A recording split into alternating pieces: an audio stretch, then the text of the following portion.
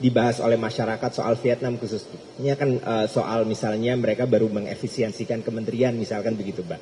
Nah ini apakah kemudian kita dari Indonesia bisa dalam pembahasannya juga tadi Mbak Puan dengan perwakilan dari Vietnam, apakah kita bisa mencontoh juga hal-hal tersebut dari pemerintah Vietnam misalnya untuk misalnya kita mengefisiensikan juga karena kita juga butuh anggaran yang juga cukup banyak begitu ya. Itu yang pertama Mbak. Mungkin yang kedua boleh soal isu lain mungkin di luar pertemuan dengan Vietnam, nanti juga ada RDP dengan Menhan untuk pembahasan RUU TNI, Mbak. Mungkin boleh disampaikan pandangan sebagai Ketua DPR seperti apa dan juga mungkin dari fraksi PDIP. Khususnya kemarin Panglima TNI juga sudah menyebutkan bahwa anggota aktif TNI lebih baik pensiun dulu sebelum menjabat di jabatan sipil. Terima kasih. Ya, terkait dengan saling bertukar pikiran, tentu saja kami membuka diri untuk bisa sama-sama bertukar pengalaman, namun juga harus dibedakan bagaimana perbedaan antara Indonesia dan Vietnam. Indonesia negara yang mungkin membutuhkan lebih banyak SDM yang diperlukan dalam membangun bangsa dan negara. Begitu juga mungkin ada pemikiran lain dari Vietnam untuk melakukan efisiensi. Namun apapun yang menjadi keputusan dari kedua negara ini, Indonesia dan Vietnam, tentu saja pasti didasari oleh keinginan atau landasan bagaimana yang terbaik untuk kedua negara tersebut sesuai dengan pemikiran dan kebutuhannya masing-masing. Jadi tentu saja terkait dengan bertukar pikiran, ya itu akan menjadi sangat baik. Tadi saya juga menyampaikan untuk menindaklanjuti pertemuan ini dengan Bapak Tolam yang akan dilakukan dengan teman-teman DPR.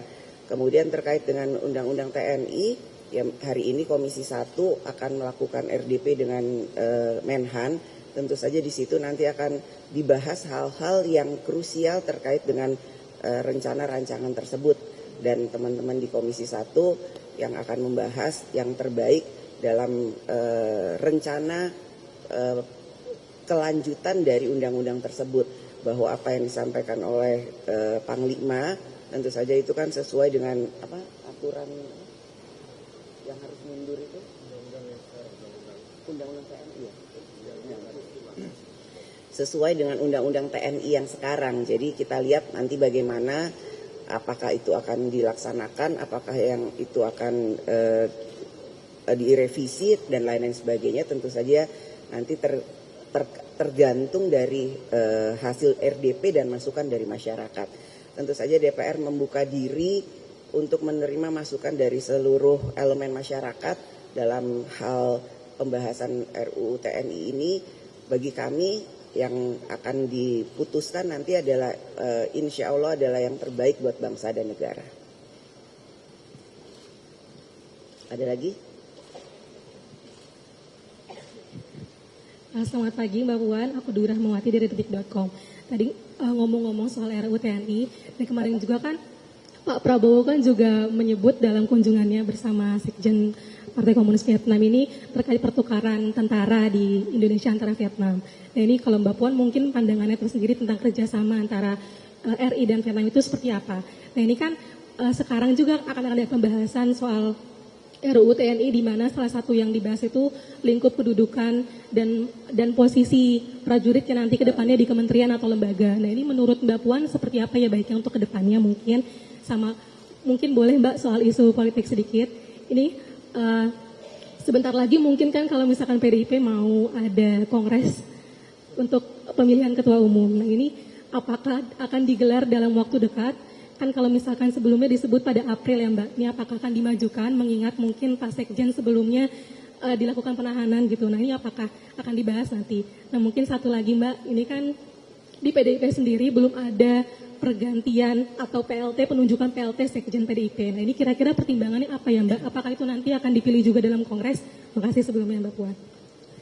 Yang pertama terkait dengan RUU TNI, kembali lagi kita harus tunggu dulu RDP dengan Menhan nanti selesai.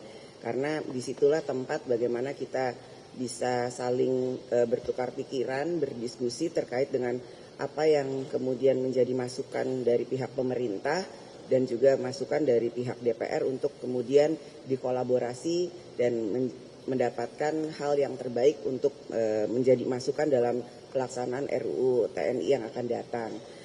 Untuk masalah Kongres sampai saat ini DPP Partai belum memutuskan kapan akan diselenggarakannya dan pada bulan apa. Memang waktu itu kami pernah menyampaikan akan dilaksanakan pada bulan April, namun sekarang kan masih dalam masa puasa, bulan puasa. Jadi kita selesaikan dulu ibadah puasa kita menuju Lebaran, kemudian setelah itu baru kami DPP Partai tentu saja dengan Ketua Umum akan melaksanakan rapat untuk memutuskan kapan dilaksanakan Kongres yang akan datang.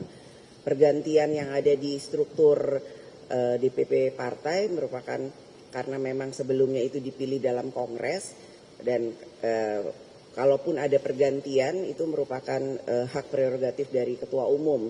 Jadi kenapa belum, kenapa sudah, kenapa akan, kenapa ditambah dan lain-lain sebagainya. Tentu saja karena itu ada pertimbangan internal yang kemudian nantinya akan ada pertimbangan-pertimbangan lain untuk memutuskan apakah perlu, tidak perlu, akan atau tidak akan adanya pergantian dan lain-lain sebagainya.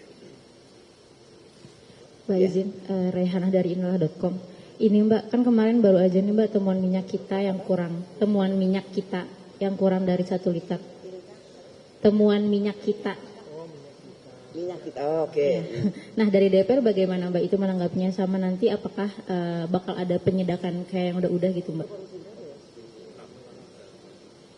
Ya, terkait dengan hal tersebut nanti akan dikoordinasikan dengan komisi terkait untuk menanyakan, bahkan kemudian bisa meninjau langsung. Yang pasti jangan sampai kebutuhan minyak kita dalam bulan puasa dan menjelang Lebaran nanti kemudian pasokannya itu terganggu dalam kebutuhannya untuk masyarakat. Jadi DPR akan menanyakan dan kemudian bahkan bisa juga melakukan sidak dan meninjau langsung ketersediaan, bahkan jangan sampai ada yang ketidak ada pasokan dari minyak, bukan hanya minyak kita saja tapi minyak goreng menuju sampai bulan Lebaran bersama dengan pemerintah. Ada lagi? Cukup? Ya, terima kasih semuanya. Makasih ya.